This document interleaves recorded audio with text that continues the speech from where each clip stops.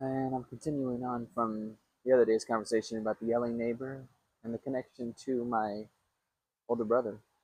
It's kind of like those being on the road situations where you're driving on the road and in a time where right in front of you have just a little bit of space and someone just gets in between that space, right in between it, and it's like they crowd in between it for no fucking reason. That's how my older brother is and has been my entire life. Past, present, future. That's how it's always going to be. So that's what I recognize about the older brother situation. Um, so even as a young kid, breaking toys, when I did that as a young child, it was always brought up again. You broke my Ghostbusters toys. It was never stopped. Ad nauseum brought up. I got blamed for them until the present. I'm sure that's something that's still in his head. That's not growth. If that's something that's not, you know, forgiven in some capacity. You know, when you're a child, you're a child. And there's something linked to that that's established not in the meaning of I'm blaming you for doing this. I'm trying to hurt you based on this. No. If I was trying to hurt you based on this, I'd probably try to hurt you in some big capacity. Um, and my older brother left in 1996. He moves to grandma's house after a robbery in 1996 that occurred. So he left me and my mom to just fend for ourselves, and we got robbed again in 1999. So cool, great. We're on our own to fend for ourselves in robberies. So wonderful. And 1998, I remember one incident. Me and my older brother went. We moved. We were. He came up to me. This is the only time I felt like a mutual respect with my brother. 1998. He came up to me at one point at grandma's house and said, "Hey, Marcello, let's leave. Let's go." Okay, so he came up to me. Let's leave. I want to leave. I want to go. Okay, so we left. We went by Hawaiian Elementary School, and then he said, let's go back. And I was like, huh? Like in my head, I was thinking that, like, what do you mean, let's go back? Yeah, let's go back. I don't want to leave. Let's just go back. Where are we gonna go? I was like, let's just go. What do you mean? Where are we gonna go? We'll figure it out. What do you mean? Where do we go? We'll just figure it out. We just figure out life. You know, life is something you figure out. You don't just do something and then take it back. There's no take backsies in that. And I felt like love in that instance where he actually took me for something when I didn't ask for help, when I wasn't there, like needing it. For once in my life, I didn't say, which I had said my entire life, we all need help sometimes. At that point, I wasn't saying that. I was just standing somewhere in a corner, probably at grandma's house, not asking for anything.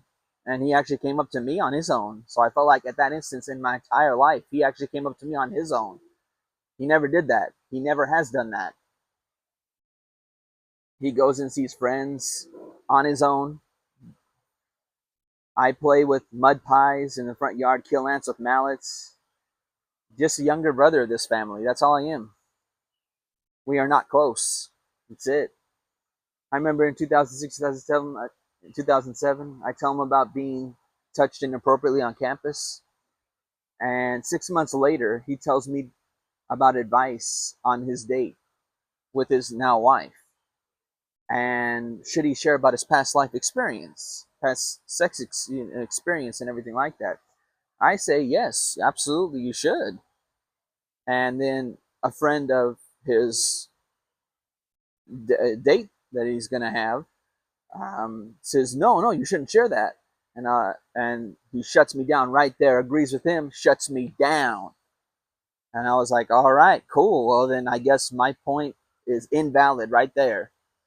It's like, I don't get no credit whatsoever. And I was like, well, I'm not sharing anything about sex here because, and from then on, we didn't have conversations about nothing. So I realized then and there that no talk about that. And I realized that his the well-being of the other person doesn't matter. It's the well-being of what he what needs to be looked like, how he needs to be looked like. That's it. That's all that matters. So that's all that counts. It doesn't matter an ounce about the other person's well-being.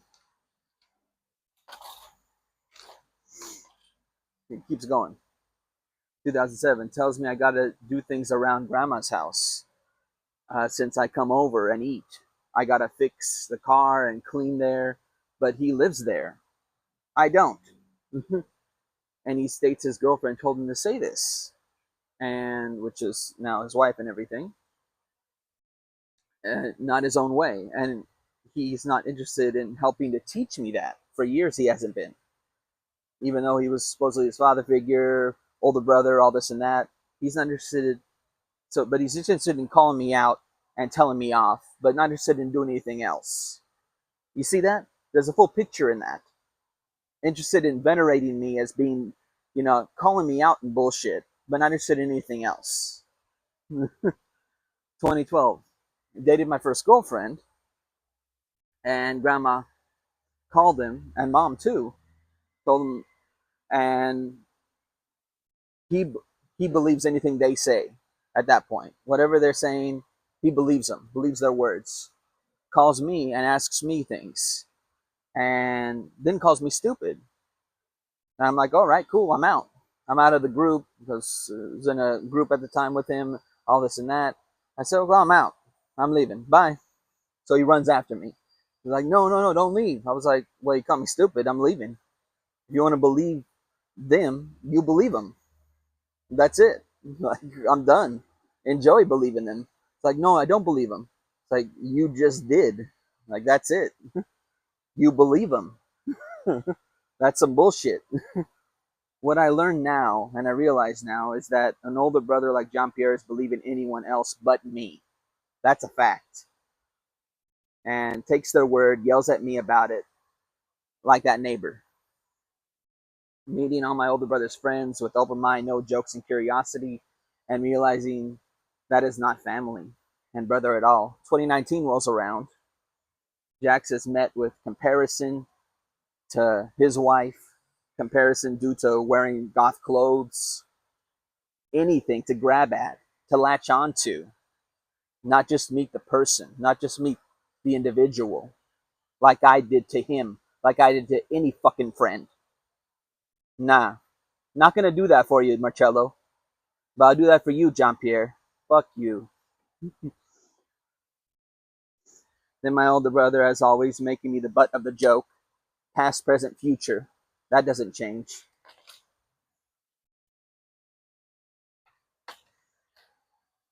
Yeah, more coming.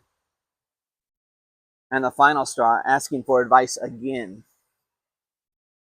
Like the knife that comes through the advice. Right there again.